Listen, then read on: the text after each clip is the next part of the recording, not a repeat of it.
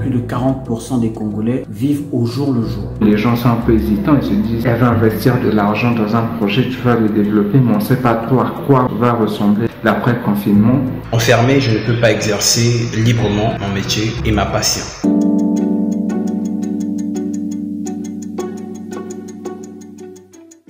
Je m'appelle Gaël Junior Kibuka. Dans la vie, je gère un groupe de sociétés qui opère dans la technologie. Je suis à Brazzaville, au quartier d'Iata. Je m'appelle Negev Passi, je suis en freelance en informatique. Je suis à Brazzaville, j'habite le quartier Mafuta. Je m'appelle Zinga Prince Eli. Je suis artiste slammer, modérateur d'ateliers de slam et entrepreneur. Je me trouve dans la ville de Pointe-Noire, dans le quartier Makayabou 418. Comment le coronavirus a-t-il changé ta vie? Au Congo, si on fait une petite étude sur les classes sociales, on va se rendre compte qu'il y a des gens, par exemple, de ma génération qui arrivent à s'en sortir et d'autres qui n'arrivent pas du tout. Donc, les écarts sont très importants. J'ai eu comme ça une prise de conscience pendant cette période de confinement de me dire si tu apportes la bonne information à quelqu'un, peut-être que ça peut changer complètement sa vie, surtout au niveau revenu. Avec le confinement, je suis revenu à mes habitudes de télétravail. Au départ, c'était pas toujours évident. Ce virus a complètement chamboulé mon petit quotidien parce que je suis avant tout artiste et entrepreneur. Mon métier, c'est de côtoyer les gens. Enfermé, je ne peux pas exercer librement mon métier et ma passion. Quelles mesures as-tu prises pour exercer ton travail malgré le confinement? Nous, on vend des services et on s'est dit, pour vendre nos services, il faut que les gens viennent au bureau. Ce qu'on a fait, c'est qu'on a mis en place des solutions qui vont permettre aux gens d'acheter nos services depuis chez eux, ce qu'on appelle la télévente, donc avec des solutions comme Mobile Money. Je fais du télétravail. Quels sont les problèmes que tu rencontres dans ton quotidien en étant confiné? Quand il n'y a pas d'électricité, il n'y a pas de connexion Internet, puisque le travail ne peut se faire qu'à distance, à ce moment-là, s'il n'y a pas d'électricité, il n'y a pas Internet, ben je suis complètement pénalisé et ça, c'est plutôt difficile.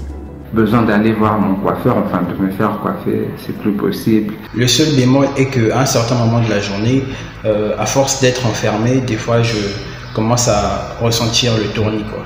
Comment ta routine boulot a changé? Aujourd'hui, on travaille toujours, ça n'a pas changé, mais tout se fait à distance, quoi. Donc, c'est un peu la routine d'être avec les autres, c'est un peu ça qui a changé niveau boulot. J'ai temps pour parler avec pas mal de clients. Et particulièrement une dame avec qui on devait commencer à travailler juste la semaine où on a annoncé le confinement. Du coup, les gens sont un peu hésitants, ils se disent elle va investir de l'argent dans un projet, tu vas le développer, mais on ne sait pas trop à quoi va ressembler l'après-confinement. Est-ce que ça vaudra la peine d'avoir investi cet argent? Donc les gens sont un peu méfiants.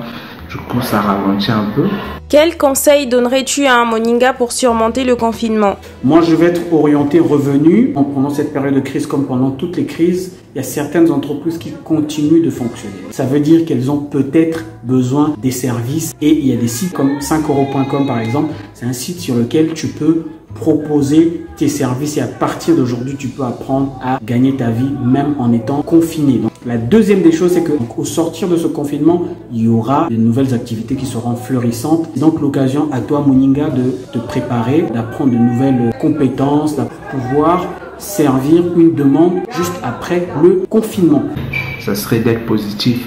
Le conseil que je donnerais, ça serait de faire du sport fréquemment, dormir aux heures habituelles qu'avant. Mais surtout, le plus important n'est pas de prendre cette mesure de confinement comme une sorte de punition, mais plutôt comme un bien commun, car il faut apprendre à apprécier ce temps qui nous est certes imposé, mais dont on se plaint souvent de manquer.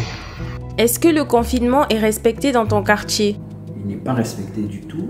J'ai pas envie de blâmer les gens parce qu'il y a quand même distorsion d'informations. Il y a des théories du complot pour dire que c'est une maladie qui ne peut pas atteindre les Noirs. En tout cas, on a tout entendu. Et donc, peut-être que certaines personnes n'ont pas la bonne information. Et pour certaines, c'est même du bluff. Tout ce tralala de Covid-19, effectivement, on se dit, n'est pas vrai. Vous entendez ça? C'est un non-respect du confinement, ça.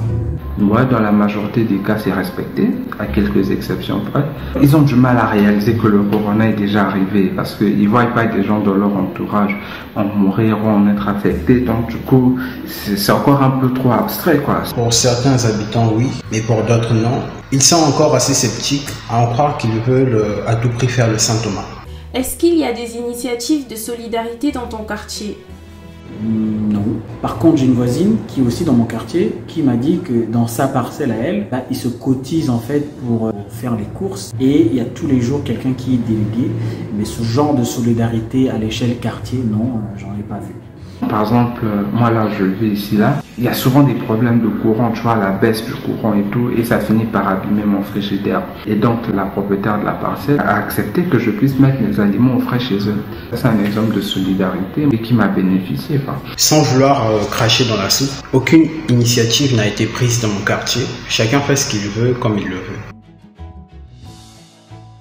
Quelques jours avant le confinement, j'ai lu un rapport qui portait sur une étude sur les revenus des Congolais. Et j'ai été très surpris d'apprendre que plus de 40% des Congolais vivent au jour le jour. C'est-à-dire que pour manger demain, 40% des Congolais en tout cas ont besoin de travailler aujourd'hui. Et c'est avec les revenus d'aujourd'hui qu'ils arrivent à survivre demain. Donc beaucoup d'inquiétudes, beaucoup de réflexions, beaucoup de questionnements vis-à-vis de ces gens-là. Ça m'a pris du temps parce que au départ, c'était un peu trop abstrait. J'avais du mal à réaliser qu'on allait réellement vivre le confinement.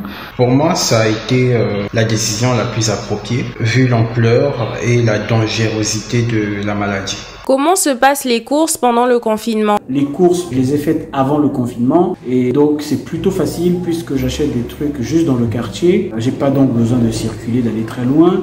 Les prix n'ont pas augmenté, au contraire. Par exemple, la dernière fois j'ai voulu prendre des oignons qui en temps normal coûteraient 200, mais là le gars il m'a dit non, je te fais 3 au prix d'un. Donc les prix ont plutôt baissé. C'est même une partie de plaisir parce que passer toute la journée à la maison, à un moment ça devient un peu fatigant. Les jours où on est censé ne pas circuler, en ce moment-là, les gendarmes qui sont au goudron ont tendance à arrêter les gens pour les interpeller, savoir où ils vont, sinon les obliger à repartir d'où ils viennent en fait.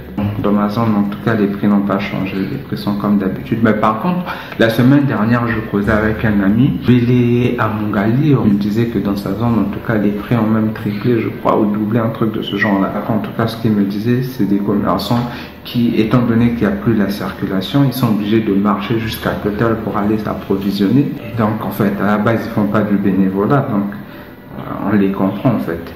Je ne fais aucune course actuellement parce que chez moi à la maison, on avait anticipé les choses, donc on s'était muni de quelques provisions. Comment est ta vie en ce moment? Comment occupes-tu tes journées? J'ai une sorte de routine. Quand je me lève le matin, je suis sur YouTube, regarder ce qui se passe ailleurs.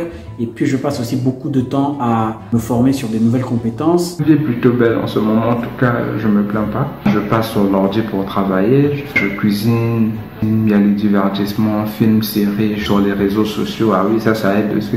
Vous allez me permettre la métaphore, parce que actuellement, ma vie est un long fleuve tranquille. Alors pour occuper mes journées, j'essaie tant soit peu de terminer mon livre et me détendre le reste du temps, soit sur internet, soit en regardant la télé, soit en faisant des relectures de certains livres de chevet. Est-ce que le coronavirus te fait peur? Franchement, non. Par contre, je dirais ce qui me fait peur, c'est les médias. Moi, j'ai envie de dire, la Chine a été le point de départ de toute cette pandémie. La Chine a réussi à contrôler ça, mais on n'en parle pas assez. Plutôt que se concentrer sur les solutions, on se concentre sur les problèmes. Ce qui me fait peur, c'est plutôt de faire confiance aux médias finalement. Non, pas particulièrement. Au final, comme le disait quelqu'un, faut pas trop prendre la vie au sérieux. De toute façon, on n'en sortira pas vivant.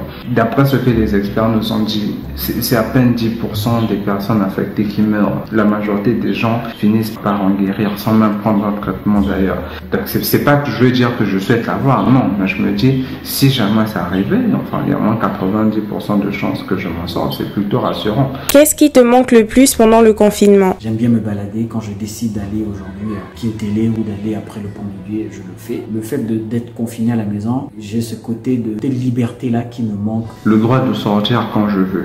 Enfin, moi je me dis avec le corona, là, finalement tous on a eu l'opportunité d'expérimenter ce que c'est que la prison. Personnellement, j'ai pas encore été en prison. Moi, avec le confinement, on a un peu l'aperçu de ce qu'ils vivent, ce que c'est que le quotidien des gens qui sont incarcérés. Ce qui me manque le plus, c'est la liberté, tout simplement. Quelle est la première chose que tu feras à la sortie du confinement? Honnêtement, je vais aller nager, je vais aller au cataract. Je vais me dire ce sera le symbole de la liberté. C'est à ce moment-là que tu as eu à retenir tes envies pendant longtemps. Après, quand tu as la possibilité de les exprimer, tu fais des folies et c'est là où tu as raté de mourir le corona et puis c'est une bêtise qui va te tuer. Après, non, en tout cas, moi, je reprends ma vie comme d'hab.